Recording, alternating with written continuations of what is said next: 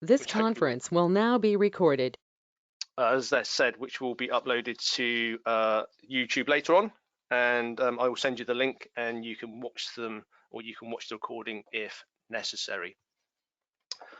So in terms of where we're going today, as I said, it's about the DPS custodial scheme. But just in terms of housekeeping, just reiterating what I've just mentioned regarding how you can ask questions. If you're struggling with audio, so if your audio is not very good your end, you can dial in via the phone. So you'll choose on the audio option, you can choose the phone option, and it will give you a number of instructions how to dial in via phone. And it's only a normal local rate call, and you can listen in by phone if you're having problems via your computer audio if necessary. And as I said, hopefully a recording will be made. As I said, this is quite a technical webinar, so just be wary of that as we go through. I appreciate there may be certain slides that come up which may confuse you or you may not understand. As I said, don't be surprised at that. As I said, don't hesitate to ask a question in the chat box, or if necessary, send me or a dealer a question via email at a later stage or after the webinar is finished. So as I said, I'm going to concentrate on the DPS, the Deposit Protection Service Custodial Scheme. If I'm being honest, the logic throughout pretty much applies to all of the schemes, but I'm going to pay particular attention to the DPS. As I said, if you're using a different scheme, as I said, the logic does apply equally throughout, but you may need to delve into each individual scheme just to make sure you understand what's required under that particular scheme. The reason why I'm doing deposit compliance is from my experience, the majority of landlords and letting agents get the deposit compliance wrong. They don't do it deliberately. They do it because actually the law is very complex. The law requires a lot of a landlord and letting agent, and if you don't do it correctly, then as you'll find out later on different slides, it puts you at great risk in relation to a financial penalty and also an issue with gaining possession of your property. So getting deposit compliance right is vitally important. For me, it's probably one of the most important processes that you have as a landlord or letting agent. So let's look at the law first. Where does it come from? Just to give you some background information. So in the first instance, it comes from the Housing Act 2004. So if you're as sad as me and you want to read up on it and read word for word what the legislation requires, you'll find it in the Housing Act 2004 in the relevant sections, because the Housing Act 2004 isn't just about deposit protection. It covers HMOs, it covers licensing, it covers a lot of things which happened in the early 2000s. But the particular sections that you need to look at in relation to deposit protection can be found in sections 212 to 215 of the Housing Act 2004. In addition to that, we will touch on the prescribed information order, which is another obligation that you have in relation to the information that you provide to a tenant or a relevant person in relation to how you're dealing with that deposit. So a lot of requirements for you as a landlord or letting agent. It's not as simple as just putting the money into the scheme. The penalty, as we'll touch on later, is both financial. So the general position is the penalty is 3 times the value of the deposit multiplied by the number of times potentially that you've renewed the tenancy or allowed it to go statutory periodic. And also there's a possession issue. You won't be able to issue a section 21 notice if you have not dealt with the deposit compliance correctly, or it limits your ability to gain possession under section 21 if you've not complied with deposit protection. So the ramifications of not doing this correctly are quite severe. And from my experience, having worked in lettings the best part of 25 years, this is one of the biggest issues that a landlord or letting agent faces. Because as I said, you may not deliberately get this wrong, but ultimately being naive can potentially cost you a lot of money and stress. So getting this right is really, really important. So sections 212 to 215, we're going to concentrate on sections 213. So the next couple of slides, I will look at sections 213 because ultimately section 213 contains the information or the requirements that you have to do when you're dealing with a deposit. So this is probably one of the most important sections in the legislation itself, sections 213. And it's subsection 213(3) that I'm going to look at first. So this is word for word in the legislation, so this isn't me making it up. This is what the legislation requires of you. It very clearly says at the very top, starting at the top, where a landlord, and that includes an agent. So equally as important, if you are using an agent, it doesn't remove your liability as a landlord, just to make you aware of that. So wherever it refers to the word landlord, it's referring to anyone acting on your behalf, just to make you absolutely crystal clear. So where a landlord receives a tenancy deposit in connection with a short hold tenancy, which is the tenancy that you will commonly take, the initial requirements, and that's the important part, because I'll talk about the initial requirements in a bit more detail. So where you see my highlighter, this is really important, the initial requirements, because you'll see that later on in the scheme rules. So when we talk about initial requirements, these two words here are really important. It says, when you take a tenancy deposit, you must comply. The initial requirements of an authorised scheme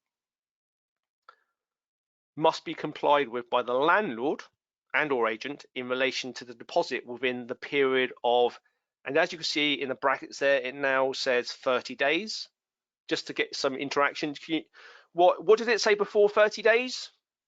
If anyone can remember, beginning with the date on which it is received. They changed it in 2015. Does anyone know what it said before that?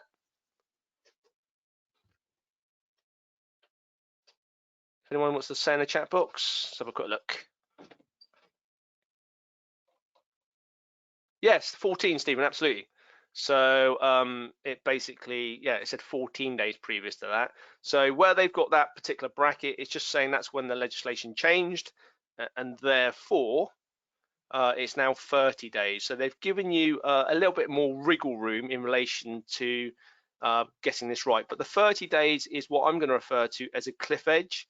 So where it says here, you've got to do it within 30 days upon the day that you receive the money. And it's the day that you receive the money which is the important date. It's not the day that the tenancy starts. It's the day that you physically receive the money from the tenant. So that's section 213. So it says if you receive a deposit, you must comply within. Hello, dealer. So it must be done within 30 days of you receiving the deposit. That's the important part. So that's section 213.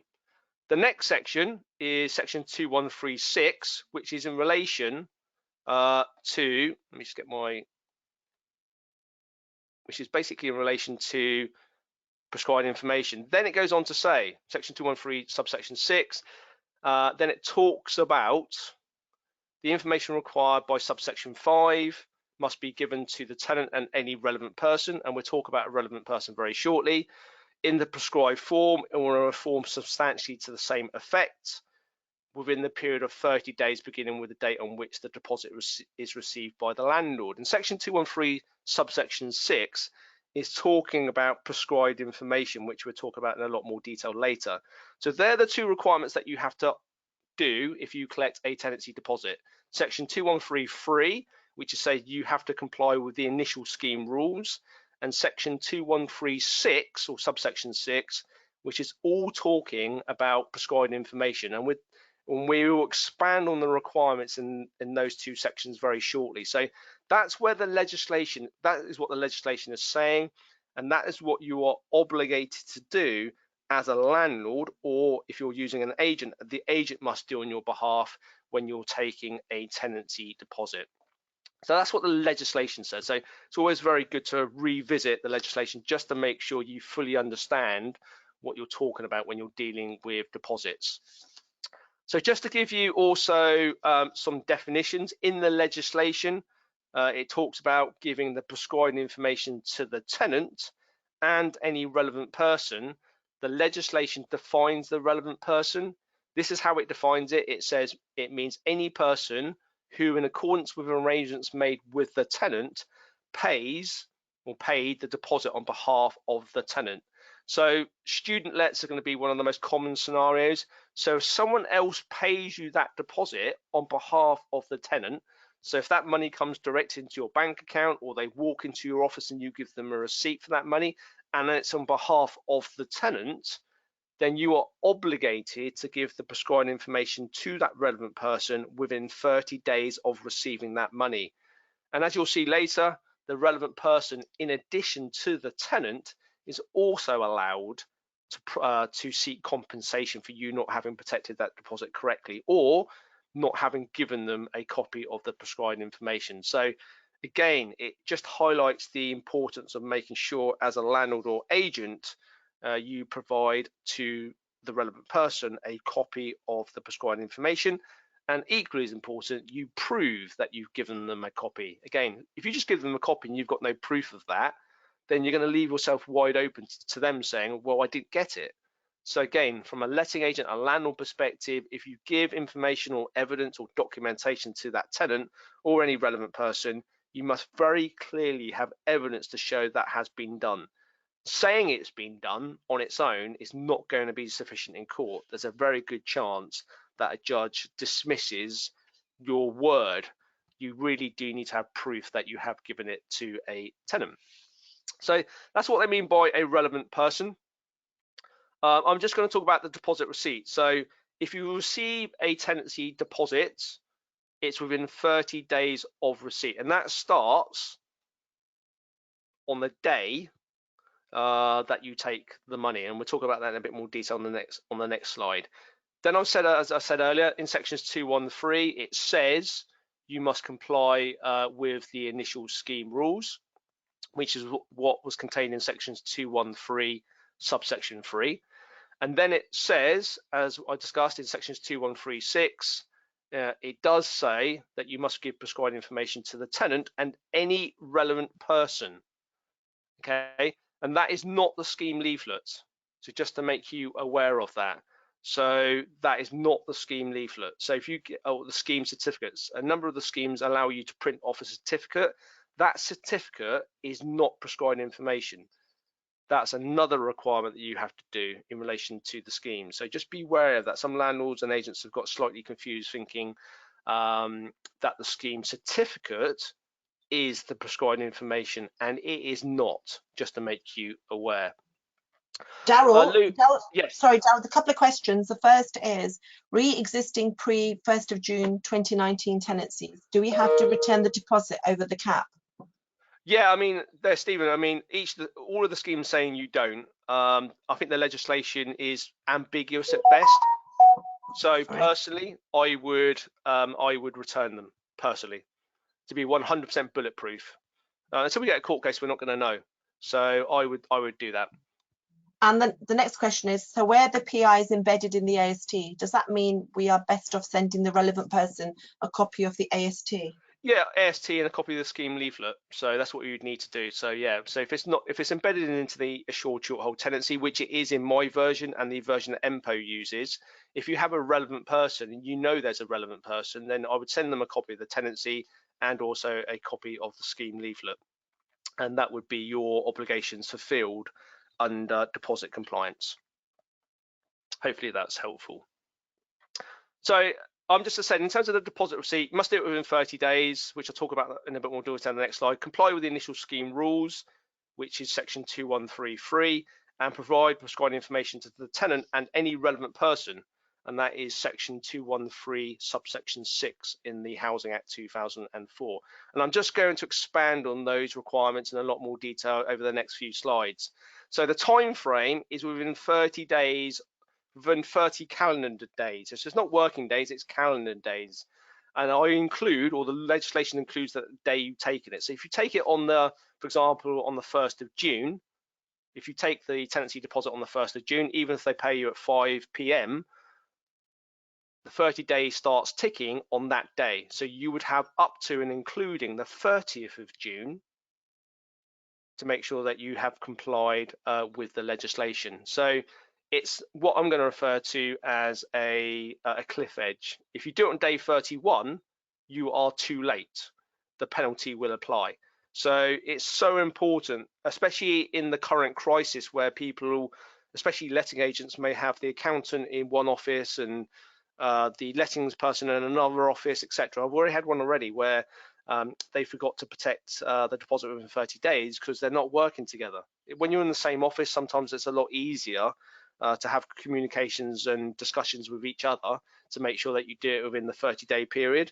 So again, really, really important. That 30-day limit is absolute.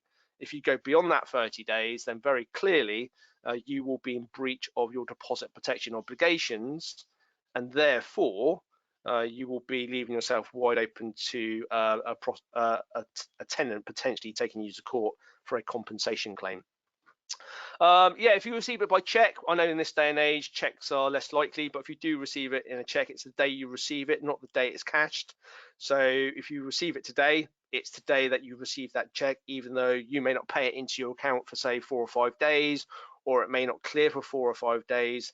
Legally, the money is being received today, so therefore a check payment will be deemed to be the day that, or the day you receive a check will be the day that you are deemed legally to have taken a tenancy deposit. And also, especially for student lets or joint tenancies, part payments. Part payments, it's the day when you receive a part payment. So if you have a group of 5 students, and it's sort of hopefully answering Taz's questions, and they pay you all at different periods, you have to protect the deposit as and when you receive those part payments. Again, I had a client who had a deposit dispute and they actually forgot to protect the last £250. So they protected 95% of it, but they forgot to protect the last £250 that was paid. Now, it's less of an issue because the amount is quite small, but it still creates a problem in terms of potential compensation, not being able to serve a Section 21, the scheme's not adjudicating. So again, in terms of part payments, I think my advice would be, I would say to one joint tenant, look, you collect all the money on behalf of everyone else, and when you've collected it, you pay it to me as one lump sum. That's what I would personally do. I fully accept in practical terms that might not be suitable, but that's what I would do. Unless you're really confident that you can protect them within the 30-day period every time you receive a part payment, my advice as a general rule would be to protect the deposit as a full deposit when you receive it from one student. So you would just choose one student to collect the money on behalf of everyone else, and they pay it to you when they receive the whole amount. I don't know if that answers your question, Taz, but that's what I would do. I fully appreciate it's horses for courses, so to speak. So that's the time frame. So as I said, 30 days from when you receive the money, which is the really important part, and it's the day that you receive it. That's day one. It's not the next day. Day one's not the next day. Day one is the day that you receive it. And as I said, it's just so important that you evidence or you have processes in place to cover that. If you're a landlord working on your own, it's a little bit simpler because there's not so many people involved in the whole process. But again, it's just so important that you get it done correctly. The initial scheme rules, which I'll talk about in detail, because this is really important. So as you see, or as you've seen mentioned earlier, section 2133, or subsection 2133, is the bit that talks about the initial scheme rules. So it says that if you take a tenancy deposit, within 30 days, you must comply with the initial scheme rules. And I'm just going to change slides very quickly. Well, actually, I'll do it after this. I've done this slide to make it a little bit easier. So the initial scheme rules are the rules which basically each scheme will make up themselves, and they will refer to it as the initial scheme rules. And the word initial is important because there's a difference between initial scheme rules and when I talk about scheme rules. So the legislation is directing the attention to the initial scheme rules. So the DPS, you will find the initial scheme rules in sections 10 and 11 of the terms and conditions, which I will show you later, which you've probably all seen because you've got to give them a copy of that, or you need to give a copy of those scheme rules to the tenant. The terms and conditions are for the custodial. So if you're using the DPS insured, there's a different set of terms and conditions. So you've got to make sure that you're referring to the right version of the terms and conditions, and also the most recent version. So I think there are something like 16 or 17 editions. So the latest version, the most relevant version to you, and equally as important, the most relevant version of the scheme leaflet that you give to the tenant is May 2018. Now let me see if I can get that up on the slide. So bear with me a couple of seconds. Hopefully that pops up. So this is the most relevant version of the terms and conditions. You'll all be familiar with this because this is the leaflet that you must give to the tenant as part of the prescribed information. So this is the scheme leaflet that you must give and must prove that you have given to the tenant as part of the prescribed information requirement. And without going down it too quick, you can see if I get my highlighter up in my box at the top, and you'll see it at the very bottom of the terms and conditions as well. You can see there it says May 2018, and that is the latest version. So again, if you have old versions on your computer system which you just print off and give to tenants, that's the wrong version. You should always go and revisit the DPS website and make sure you are downloading the latest version, because if you give to a tenant the wrong version, then you haven't complied with the prescribed information because you've given them an out-of-date version. So I've seen people give them versions from 2015, 2016, 2012, 2011, because all they've done is they've saved a copy of the scheme leaflet onto their hard drive and they just print it off. Well, sadly, if you give someone an out-of-date scheme leaflet, that is not complying with the legislation. So you're leaving yourself wide open to a claim of non-compliance. But I just wanted to, on this particular slide, I just wanted to highlight to you the initial scheme requirements. So there's 4 pages, I think there's 4 pages, no, 6 pages of tightly packed writing. So you will find the initial scheme rules, and I think I have to go down on to bottom of page 2, and it's also just the top of page 3. So if I get my highlighter pen out, you'll sit here. It says initial requirements. It says sections 10 and 11 of these terms are conditions comprise the initial requirements for the purposes of the Housing Act 2004. So the terms and conditions are very clearly stating that you've got to follow sections 10 and sections 11 of the terms and conditions in relation to protecting the deposit correctly.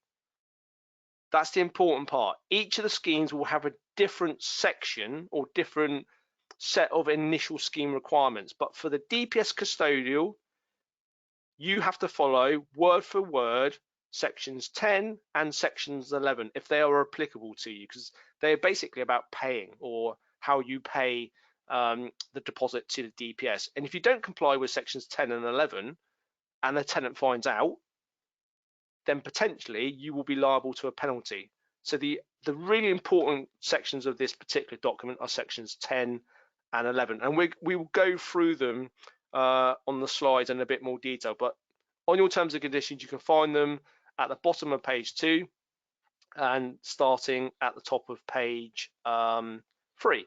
So you can see 10 and 11 in the right hand corner. If I go further on down, you can see section 11 then carries on the left hand side of the slide at the top, including debit card payments and check payments. So we go through each of the slides because sections 10 and 11 are vitally important in relation to getting protection correct, because if you don't follow what sections 10 and 11 say, then you're leaving yourself wide open to liability. So what does section 10 say? So section 10 is all about the deposit submission. So it doesn't actually say anything overly complex. It just says if you are going to submit the deposit to the DPS, you've got to do it within 30 days of receipt from the tenant. So that's just actually just all it's saying, that very similar to what the legislation is saying. It's saying that when you receive a deposit, you've got to comply, or you've got to put the money into the DPS within 30 days of receipt. The actual initial scheme rules can be as flexible or as inflexible as the DPS wanted. The DPS could have just one line. It could just say, you must pay us the money within 30 days of receipt. And if you follow that one line, then you've complied. But they've got two sections. Actually, the DPS are quite good. Their sections are quite simple and quite easy to follow. If you use My Deposits, they have 2 pages worth of initial scheme requirements. So My Deposits put a greater onus upon a landlord or agent in relation to compliance. In theory, the DPS could say, and I think people have heard me say on some courses before, it could say within 30 days of receiving the money, you must set light to it. It could say that. The schemes have as much power as they want in relation to the initial scheme rules. Obviously, they've said when you receive it from a tenant or a relevant person, you must protect it within our scheme within 30 days of receiving it from the tenant. Then it talks about you must have ensured that all mandatory information is included on the submission form when you're doing it online. Now, the online submission form won't let you continue unless you include all that mandatory information. So by default, you will do it. But it just very clearly stipulates that you must provide all mandatory information for the tenancy onto their website so you can submit the deposit. But in terms of the online version, it won't let you proceed from section to section unless you include all the mandatory requirements. So that's section 10. That's the first part of section 10. Then it goes on in the other part of section 10. It talks about what else you can do. So it says you can increase the deposit at any time. It doesn't say anything about decreasing, but that's a discussion for a different day. But it says you can increase the deposit at any time. And it also says that if you create a deposit profile or a tenancy profile, you have 60 days to submit the deposit. Now, I'm not too sure why it doesn't say 30 days, but it says 60 calendar days. Otherwise, they will cancel it. So as you know, with the DPS, you can create a tenancy profile, and then you can send in money by check, or you could back transfer it at a later stage. But if you don't do it within 60 days, they will cancel that tenancy profile. Now, as I said, it makes no sense to me why they don't do it within 30 days to make sure that you do it within the time frame, but for some reason it says 60 days. So that's section 10. So section 10 is relatively straightforward. Just answering your question, Lou, and I think most of you can see Lou's question. Lou's question was, what if the funds are with another scheme and there is a delay with the landlord paying over the deposits? When does the 30 days start? The 30 days starts, Lou, from the day that you receive it as the agent. So forget about what the other agent is doing. You're only obligated from the day that you receive the money from the other agency if you are taking over another property. Hopefully that answers your question. So that's section 10, which is relatively straightforward. Section 11, so the next section 11 is about how you pay the money to the scheme. But again, there are just a few things that might trip you up, so I just wanted to cover those. If you're doing it by bank transfer, which is how most of you will probably do it, you must include your payment reference, just to make you aware of that. So when you go on to pay, when you go on to create a bank reference, a bank transfer reference, which you can do in the DPS site, you must include that reference number on your payment when you're doing the bank transfer from your own bank account. Just make you aware of that, because if you don't include that reference number and they can't work out which property you're allocating that deposit for, it will just sit in your account without being allocated. So for those landlords that have a number of properties, or for those agents that have a number of properties, if you make a payment and you forget to put the reference number on there, or the DPS can't for some reason work out which property it relates to, then potentially it will just sit in a unallocated account, and therefore the deposit has not been protected. So therefore it's really important that if you are going to do the back transfer, you've got to revisit your account and make sure that money has been allocated to the correct property and tenancy. Otherwise, it's not being protected.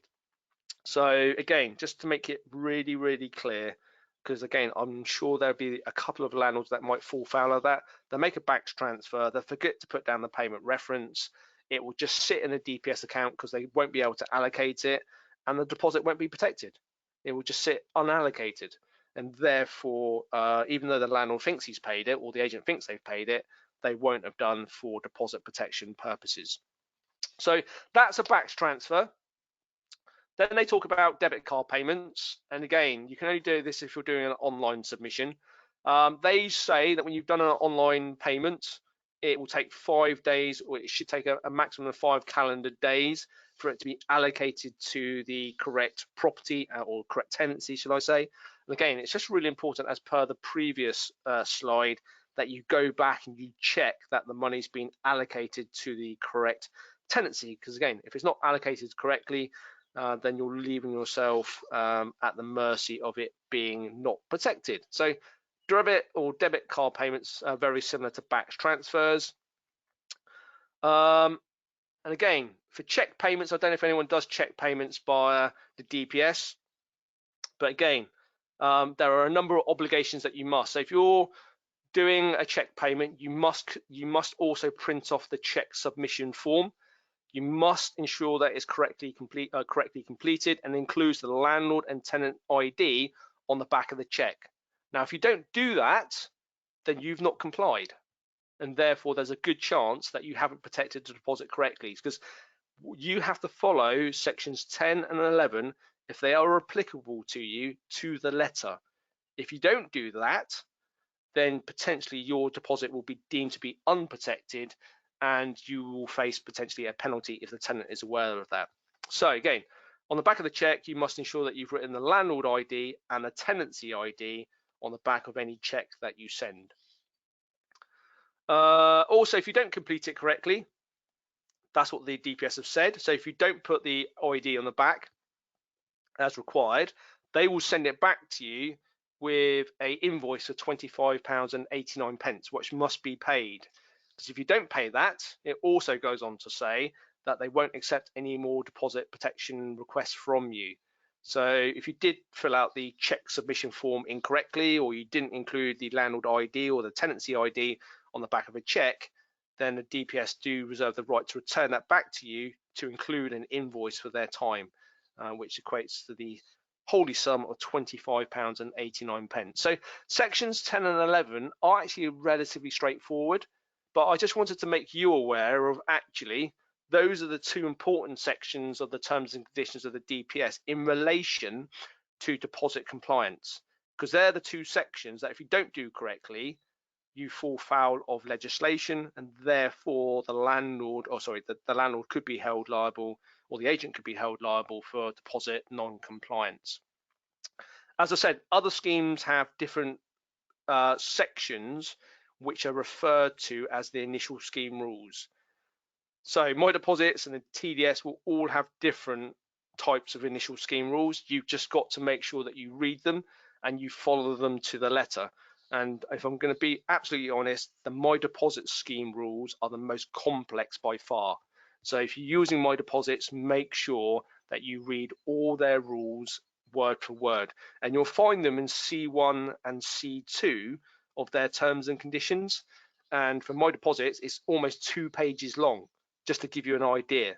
So whereas the DPS is what, a column, half a side of A4, if that, and very straightforward, I would argue, My Deposits is much more complex. If you are using My Deposits or know people that use My Deposits, then please make sure that they read sections C1 and C2 really carefully. So that's initial scheme rules. Then I'm just going to go on to what I'm going to refer to as scheme rules. So on the DPS terms and conditions, clauses 1 to 36, excluding our sections 10 and 11, are what we refer to as scheme rules. They're not initial scheme rules, they are scheme rules. So they aren't covered by legislation. They're basically just like a member's terms and conditions, very similar to the property ombudsman. The property ombudsman, if anyone's a member of the property ombudsman, will have membership rules. And if you don't follow those membership rules, then you maybe not be a member. So it's very similar. So clauses 1 to 36, excluding 10 and 11, are not covered by legislation. They're referred to how the scheme works. This is how the scheme works. This is what we expect you to do, etc., etc. Now, if you don't do those, so if you didn't do clause 1, for example, then there is no legal penalty. So the tenant can't come after you for a penalty, or you won't be able to serve a section 21.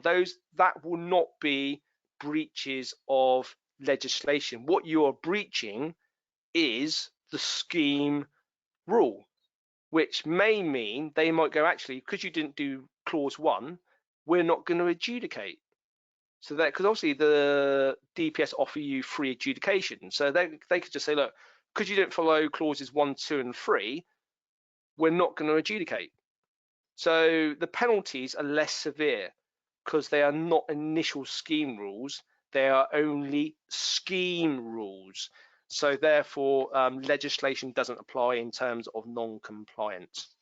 So those slides which I just covered cover the initial scheme rules and scheme rules. The next few slides, I'm going to go through them relatively quickly because I know we're short of time, is the prescribed information. So this is what I've just covered is section 2133. What I'm going to cover now is sections 2136, which is the prescribed information, which is what, if Lou mentioned earlier, can be included in your tenancy if you're using the MPO or my version of the tenancy agreement. Other agreements out there may provide prescribed information in the tenancy. Most agreements don't, so you would have to provide it separately. But I just wanted to go through each of the requirements just to make sure that you're fully aware. So overall, when we talk about prescribed information, we're not talking about how it looks. We're just talking about the information that you must give to a tenant or any relevant person, as I defined earlier. So you could, in theory, give it on the back of a fag packet. So long as the information that you've given is the information required, it can be done in as many. It can be done however you wish, but the information given must be really is the really important part. And without boring you to death, a limited company, if the prescribed information is being signed by a limited company, it must be signed correctly. So by 2 directors or 1 director with a witness. So again, for it to be signed correctly and for it to be 100% valid, and we have lots of court cases on this, if you are a limited company as an agent or a landlord, it must be signed by 2 directors or 1 director with a witness. And the other thing that prescribed information talks about is that you must give the tenant the opportunity to sign, to say they agree with it. Now, it just says the opportunity. You don't have to get their signature, but you must have given them the opportunity to sign to say that they agree with the information that has been provided. Hence why including it within the tenancy is sometimes a better way of doing it, in the sense that if they sign the tenancy agreement, then by default, they are signing to say that they have received the prescribed information. So the last 2 points on that slide are really important. It must be signed correctly if it's by a limited company, and it must be, or you must prove that you've given them the opportunity to sign it, hence why I include it and MPO include it within the tenancy agreement itself. So that's the prescribed information and overview. Then I'll go through the requirements. So in the prescribed information order 2007, which I showed you on one of my first slides, this is what it asks for. So A is nice and simple without boring you to death. A is just really asking for the details of the scheme. So the DPS, my deposits, or the TDS. So that's relatively straightforward in terms of A.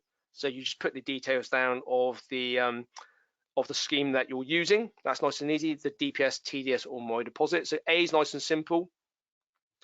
B then just says any information contained in a leaflet, and that's the terms and conditions. So that set of terms and conditions I showed you earlier is the leaflet that you give in relation to any deposit that you've protected with the DPS.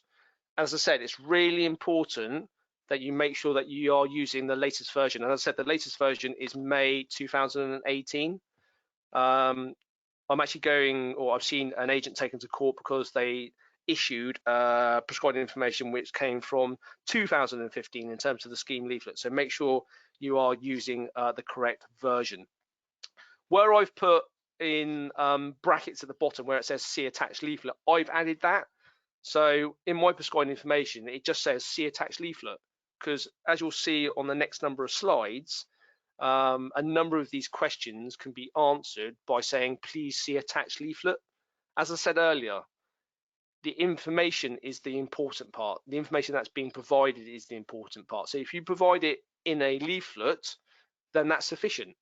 It doesn't have to be it doesn't have to look in a certain way. If you just say, look, please see this attached leaflet, and you'll find out what is required under B, then that's fine. Because that applies to the next slide. C, the procedures that apply under the scheme by which an amount in respect of a deposit may be paid or repaid to the tenant at the end of the short hold tenancy. So what are the processes? And again, I say please see attached leaflet, because in the end, each scheme will be slightly different in relation to how they deal with deposit returns. So attaching the DPS terms and conditions is one way of answering C. The next slide includes a few more letters, so it includes D, E, and F, but they can all be answered by saying please see attached leaflet, because all of those requirements, all that information will be contained within the terms and conditions of the DPS. So A, B, C, D, E, and F will all say please find attached within the leaflet or the attached leaflet. So they can be easily answered. The next slide then talks about information which is tailored or required from the tenancy agreement. So G, they just says the amount of the deposit paid, the address of the property which the tenancy relates, the name and address, telephone number, and email address or fax number of the landlord. And that can be the agent as well. As I said earlier, if the agent is dealing with deposit protection, that can be ABC Lettings. That's fine. So in my version of my tenancy agreement, because my prescribed information is included, where it's asking for the amount of the deposit being paid, in my version of the prescribed information, it then just says, please see clause 1.7. Because in clause 1.7, it very clearly says the amount of the deposit. So I don't have to repeat myself in my agreement. I just say, please see clause 1.7. Then it just says, please, the address of the property to which the tenancy relates. I just then say, please see clause 1.5. And obviously for you as an agent or a landlord, you can write those details in, or you can say, please see clause whatever in the tenancy. So you can refer to the tenancy. There's no problem with that whatsoever. So long as you're giving that information to the tenant, that's not a problem at all. So those can be easily, the requirements on this particular slide can be easily done by referencing the clauses within a particular tenancy. The next slide, which is then talking about the name, address, telephone number, and email address of the tenant. So again, in my version, I just refer to the tenant, but look at it. It also asks, as you can see there, let me just get this bit, my highlighter pen up, if it's still working, that is. I'm just going to show it. It says, as you can see here, the name and address, telephone number, and email address or fax number of the tenant, including such details that should be used by the landlord or scheme administrator for the purpose of contacting the tenant at the end of the tenancy, which a lot of people will refer to as the post-contact address. Now, the legislation doesn't say leave it blank if you don't know. It very clearly says is that you must provide those details. Now, you have to provide an address of some description. If the tenant is refusing to give you an address, then you very clearly get that evidence. Okay, can I have a post-contact address from you, Mr. Tenant? No, I'm not prepared to provide one, says Mr. Tenant. Well, can you just confirm that to me in writing? Because if you won't give me an address, I need to make sure I have evidence to say why that address is not being given. So if a tenant is refusing to give you an address, I would write in my post contact address, tenant is refusing to provide the address. I would just not leave it blank, because at the moment, all the court cases that I've ever seen say the prescribed information has to be completed 100%. So leaving it blank is not completion. If you put an address in there which the tenant's provided you, fine. If they won't provide you an address or refusing to provide you an address, I would write in there very clearly, tenant has refused to provide a post-contact address. You've done what you had to do under the legislation. And if you can have evidence of the tenant refusing to give you an address, then fine. Not a problem at all. That helps in terms of your evidence base. The one at the bottom there talks about, again, include any details relevant or any details of a relevant person. So any person that's funded the deposit on behalf of the tenant, you would then have to put in their details into V in terms of Roman numerals. If there isn't a relevant person, then just put that. There is no relevant person for this tenancy. So just very clearly define whether there is or whether there isn't a relevant person. It's all about having that evidence to show that you knew what the law said and you answered that question accordingly. The next one is one that pops up hugely in relation to tenants or to landlords. And Daryl, before you start that, just a couple yes. of questions. If we return the cap over amount, do we have to redo the prescribed information? Yes. Okay, well, it won't be easy due to the coronavirus. Well, if you send it by first class post with proof of posting, then my post office is open. I popped up the other day to post a letter, so they're letting less people in, but they're still open. So I would send it. I know you probably won't want to hand deliver it, but if you send it by first class post with proof of posting and also send it by email, then I think that would be sufficient evidence. Okay, and one more question. Our tenancy agreement pre 1st of June has clauses to take from the deposit, which would now conflict with the tenant fee ban. So do we have to do fresh agreements as well, or how to adapt? No, those clauses by default will be null and void. So they will be as if they weren't written in there in the first place. So I wouldn't worry about those whatsoever.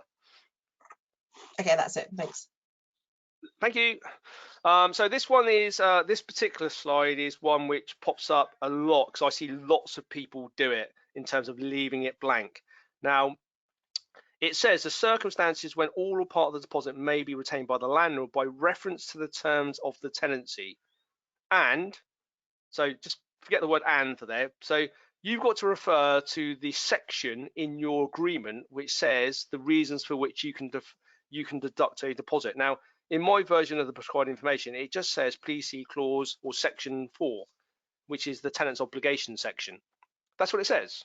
But if you leave it blank, then you're basically saying there are no circumstances for which I can deduct from a tenancy.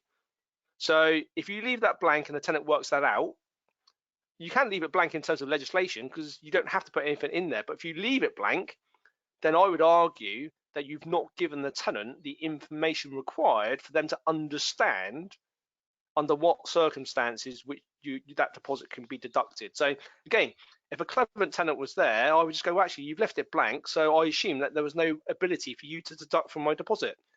And legally, that is 100% true. So therefore, leaving it blank means that you can't deduct from the end of the deposit. So just to make you aware of that. Daryl, just a couple more questions. I'm sorry. Sure. Right. So you know the information to tenants. If you've got joint tenants, does each tenant need a set, or will one satisfy? One satisfies. If you have joint tenants, it's like anything. If you receive money from one joint tenant, it's as if they have all paid you. So you should obviously have all their names on there.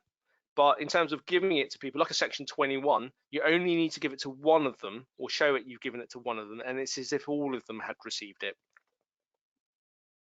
Okay, and one more question. Someone's asked, can you please go over the deposit cap and prescribed information again, please? Yeah, that could be quite a long one. I'm not too sure what you mean by that. In terms of the deposit cap, George, I think there's some ambiguity in relation to whether you have to return 5 weeks or not. I'm just saying to be 100% belt and braces, so you're never going to be wrong. It's just return it. So on the 1st of June 2020, even if the tenancy hasn't been renewed, I would just return any money that you hold over more than 5 weeks worth. And reissue prescribed information. That is the belt and braces bomb-proof way of doing it. I would do it within 30 days of returning the money, George. So if you return them a couple of days worth of deposit, then you've got 30 days to do it from that point, I would argue. That would be my position 100%. In terms of prescribed information, if that's what you mean by prescribed information, yeah, I would give it to them within 30 days of you amending it on the relevant deposit scheme website, if that helps. I'm sure we can have a discussion about it later if needs be.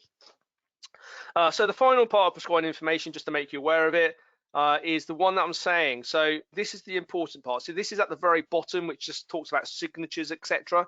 Really important. So it just says confirmation in the form of a certificate signed by the landlord that the information he provides, this isn't whether they use the word he, it means feminine as well, under this subparagraph is accurate to the best of his knowledge and belief. So very clearly they're asking you to sign something to say, by the way, the information I provided is best to my knowledge and belief, and I have also given the tenant the opportunity to sign this document as well. Hence why I'm saying earlier, it's your responsibility as a landlord or as a letting agent to make sure that the prescribed information is given to the tenant and you've proven that you've given it to the tenant and given them the opportunity to sign it. If they don't sign it, then fine, they don't have to. But if a question was ever asked, because you're saying this under oath, basically, you're basically saying that, then you've got to prove that you've given them the opportunity. And the only way of doing that is by proving that you've served it upon them. Hence why, as I was answering the question earlier, even in lockdown, I still have the obligation to prove that I gave them the opportunity to sign it. So if I send it by first class post with proof of posting, and I can send it by email as well, on the balance of probability, did I give them the opportunity to sign it? I would say so, although obviously I'm not the judge, but I would say that's a very good way of protecting my my position as a landlord or letting agent would be my answer to that. So that's a really important part. And as I was saying earlier, referring in an earlier slide, if you are a limited company, because we have court cases on this, if you're signing it as a limited company, whether you're an agent or you are the landlord, you must sign it in accordance with the requirements, which is two directors signing it or one director with a witness. You'll be glad to hear the last couple of slides. Apologies for the length of this webinar. As I said, I've tried to shoehorn a whole day's course in 1 hour. But in terms of the penalty is 1 to 3 times the deposit amount if the tenant takes you to court or the relevant person takes you to court if they believe you've not complied. The penalty is between 1 to 3 times the deposit amount. It's multiplied by the number of tenancies that you've created if you're still not protecting the deposit correctly. So if you don't do it correctly on the first one and you don't remedy it by the time that you've created another tenancy or the tenancy's gone periodic, then it can be multiplied by multiplied by 3 basically. So if you have 1 original tenancy and 2 renewals, potentially if you haven't protected the deposit correctly throughout the whole duration of those 3 tenancies, you could end up paying 9 times the value of the deposit. So non-compliance can be ratcheted up in terms of its liability significantly if you don't do this correctly. So if you weren't following sections 10 and 11 correctly, or you weren't doing the prescribed information correctly, then it can be huge figures. And people that have been on my legal update would see that there was a court case, a county court case, where the landlord was given a court order to pay 85,000. I think the deposit was 1,700 from the top of my head, unless anyone can remember it from the legal update course. But yeah, so it just shows you, without sounding too jovial about it, what the risk is. 6-year lifespan in terms of liability. So wherever there's a civil issue, It's the Civil Limitations Act 1977, which basically says that a person has 6 years to claim against you in terms of a civil penalty. So if I collect a deposit today, being what day is it today? It's the 7th of May. I have 30 days to protect it. I can never have any days in May. Is it 31? So is that the 4th of June? I've got 30 days off the top of my head. So if I don't protect it by the 4th of June 2020, my tenant has 6 years from the 4th of June 2020 to take a claim out against me. So they would have until the 4th of June 2026, just to give you an idea of the potential liability there. And obviously, if you renew the tenancy, then it extends, obviously, by default, the length of time that a tenant has before they're allowed, or the length of time a tenant can utilize in terms of suing you as a letting agent or landlord. And also, it makes zero deposit. It makes zero difference, should I say, if you gave the deposit back in full. If you haven't protected the deposit, it makes zero difference. If you had given the deposit back to the tenant in full and they were suing you, you could say, well, they've not lost any money. Well, that makes no difference. The legislation is very clear. If you do not follow the legislative requirements and the tenant finds out, you are on the hook for the penalties that are applicable. And it's down to you to prove that you protected the deposits correctly, gave the prescribed information, etc., etc. So, Daryl, someone's just asked, so the 6 years isn't from the end of the tenancy, i.e. when they vacate? No, it's from the time that you should have protected. So it's, as I said in my example, if I collect a deposit today being the 7th of May, I don't protect it, the clock starts ticking from the 4th of June. Obviously, if you renew the tenancy, each time that you renew the tenancy, you're extending that liability, if that makes any sense. So it's not from when the tenancy ends, it's from the day that you should, or the last day you should have protected the deposit. So your non-compliance was on the 4th of June. It wasn't when the tenancy ended. Your non-compliance was when the 30-day clock ended, if that makes sense. And sorry, Daryl, just one question. Regarding penalties, if you didn't provide the information correctly initially, is it sufficient to provide the information once the tenancy becomes periodic?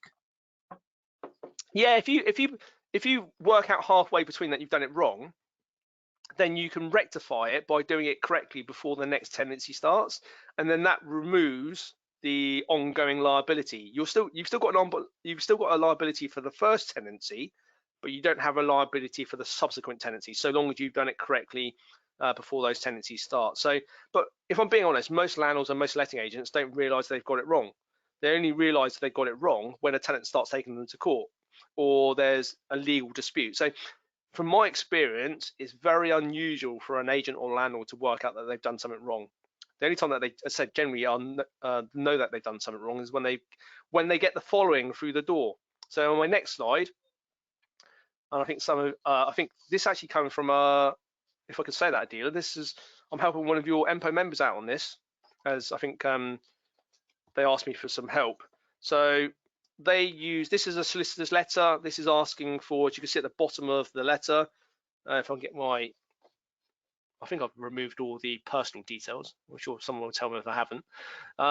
They're asking for $2,500. This is for only one tenancy though. So luckily the tenants only lived there for 12 months.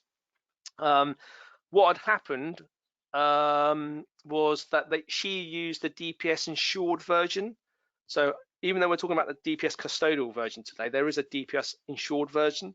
She protected the deposit. She paid the fee for protecting the deposit to the DPS, but the deposit or the fee is only applicable for the fixed term. If it goes periodic, or if the tenancy is renewed, the landlord needs to go back onto the website and click if it's gone periodic, or pay another fee if the tenancy is renewed. Well, she didn't realize that. She didn't understand that's what you had to do as a landlord. So she didn't do anything at all. So the insurance, when it went periodic, lapsed, and therefore the deposit became unprotected. The tenants were a bit of a pain in the proverbials. They moved out 12 months later, and then another 12 months later, she gets a solicitor's letter through the door saying, by the way, you owe us UAR client £2,500. plus they want the return of the deposit as well. So these are the issues which could come back and bite you if you don't get this right. Now, as I said, she didn't even expect this claim. This claim popped up just around the time that we went into lockdown. So from a landlords and letting agents perspective, considering you have time now, I would say people need to go and revisit. Have they done deposit protection correctly? If they haven't done it correctly, then my advice has always been, don't say anything. Don't go and start giving them stuff that you should have given them earlier on, because they're just going to know. It's just going to raise an alarm bell. What I would do is I would keep it hush hush, and I know this is my own personal opinion. I would keep it hush hush when they leave, give them their deposit back in full, and just hope they don't realise. Although in this case they did, but that's probably the way that I would do it, just to protect yourself. I'm not saying that it's bomb-proof, because if you haven't done it correctly in the first place, you're non-compliant. There's nothing I can do to remove that non-compliance. My job is to potentially say is what could you do to mitigate that non-compliance, and rather than raise awareness that you haven't done it correctly, I would potentially just say, actually, just wait until they leave, make sure they get their deposit back in full, and then hopefully they will never be the wiser, well, they will be none the wiser. But you can never guarantee. If you haven't done it correctly in the first place, there's always going to be a chance that they will come after you. And I think we will be... Oh, sorry, I've butted in. No, that's it. I just wanted to say I think you'll all be glad to hear, and my voice is glad to hear, that's me finished. A couple of questions, Daryl. So Stephen said, why then did the pre-2007 deposits have to be protected? They don't. The only time that you have to protect them is if you're going to serve a Section 21 notice. So the pre-2007s don't have to be protected until you serve a Section 21. Okay, and then another question. We protected the deposit in 30 days for a joint and several tenancy, but the lead tenant didn't. But the lead tenant didn't respond to request for him to sign the certificate for a few days. Thus, the signed deposit certificate and prescribed information was given to all 4 tenants 4 days later. Could this be a problem? The tenant didn't respond for a few days. Sorry. Yeah, I mean, if you can prove that you've given it to them, that's the important part, and that's why proving that you've given information to the tenant, irrespective of what they do with it, is the important part. So, as I said to you earlier, emails, first class place of proof of delivery, whatever it's going to be, and that's why I always include it in the tenancy. Because if you include it within the tenancy agreement, a dealer, by default, is the tenant going to sign the tenancy? Yes, they are. I mean, they don't really understand what they're signing, if I'm being honest. So just give it to them, put it in terms of the agreement, give them a copy of the DPS scheme leaflet, get them to sign that they received it, because they will be signing the tenancy. Job done. It doesn't need to be any more complicated than that. What he's saying is that the prescribed information was 4 days outside of the 30 days. But when did he give it to them? I think he'll just text me. I'm just waiting. If you give it to them within the 30 days and you can prove that you give it to them within the 30 days, that's fine. Going back to my evidence mantra. And if it ended up 4 days late, Daryl, then? Yeah, you're liable to the penalty. Okay. Simple. Without sounding harsh, without sounding, this is complex. People go, oh, deposits are easy. They're not. Believe me, and I've just spent an hour, and some of you might go, what's he talking about? In some of the slides, I don't know, but it is actually quite complex. It's a lot more complex than people think, and this is one of the easiest schemes to deal with. So if I went on to do one for my deposits, it would probably take 2 hours, because their initial scheme requirements are so much more complex. So just to give you an idea of that, and that's why I'm saying, I sit here and say, if I was a landlord or a letting agent, would I take a deposit? Not in a million years. But that's personal preference. And I deal with this on a daily basis, because I reckon, even if you manage 200, even if you're the best person in the world, you will make a mistake from time to time. You'll miss something out, or something will go awry, or you won't ask a certain question, or you won't be able to prove X, Y, and Z. That's just life. But because of the way the legislation is written, it can really be harsh upon you as a good landlord and letting agent. And I've seen lots of good landlords and letting agents fall foul of this, not deliberately. It's just because they missed something out or weren't aware of something. And that's why the legislation is so over harsh for what a landlord or letting agent haven't done. But that's the way the legislation is written. I can't change that. You can't change that. And that's what applies to all tenancies that you provided over the last 6 years. If there's any other questions, I don't know if there's any more, Adila. There will be a recording made. You'll be glad to hear. So you can play this back at your heart's content.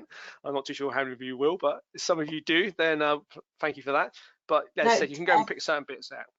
Yeah, no, Darryl, there's no more questions. Can you just I know you've got 2 next week, haven't you? You've got the Monday update. Yeah, the Monday update is just going after, obviously, the announcements on Sunday. But yeah, I'm just going to run through really where I believe we are in terms of lockdown. There will still be a lockdown of some description, but I'm just going to discuss the things that I think will be relevant to landlords and letting agents, give my position on what I believe they can and they can't do. And then next Thursday is all the information that's required when a tenant is moving in relation to health and safety, documents, evidence, etc., etc. Right, thank you. Otherwise, I'll leave you all in peace. Have a great bank holiday weekend. The weather's meant to be lovely, and I will speak to you all on Monday. Thank you.